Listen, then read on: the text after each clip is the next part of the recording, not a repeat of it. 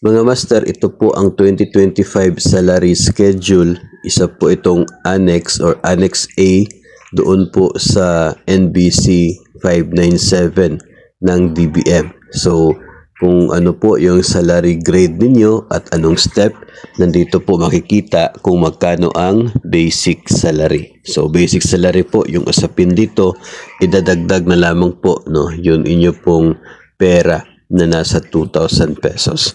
So, para po sa mga Teacher 1 ng DepEd o kaya ay mga AO2 na nasa salary grade 11, nasa 30,024 na ang basic salary. Nung dati po, last year, ito po ay nasa 28,512. So, tumaas po ng konti, no? Nasa almost 1,500. Ganon. Yung increase na nangyari dito po sa mga Teacher 1. Pag yung mga newly hired teachers na papasok sa DepEd, ito na pong SG 11, 30,024 ang basic salary po nila. So, kung Teacher 2, Step 1, 32,000, Teacher 3, 34, and so on. So, depende po sa salary grade at kung ano pong step, makikita po dito. Check nyo na lamang po.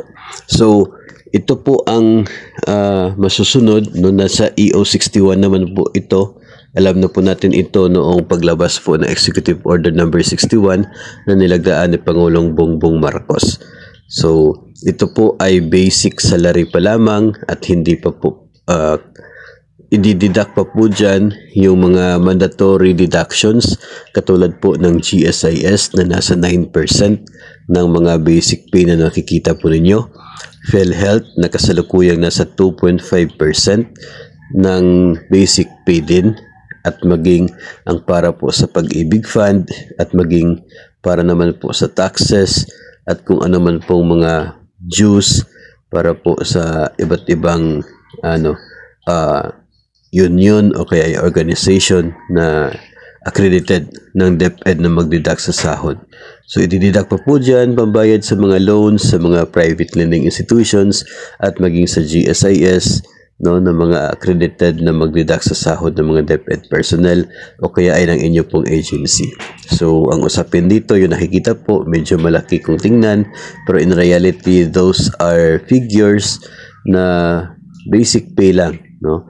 Kahit po wala kang absent o wala kang loan, hindi pa rin ganun yung matatanggap mo na sahod.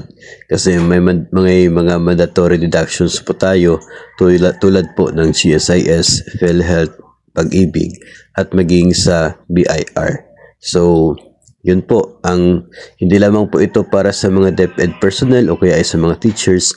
Included din po dito yung mga nasa other government agencies na covered ng EO61. So, yung mga national government agencies, kasali po dyan, dito po sa mga may kapareho po na basic salary. So, yun po. No, magandang balita, natin pong aabangan ang pag-reflect ng basic pay na ito papunta po sa ating payslip at papunta sa atin pong individual payroll account.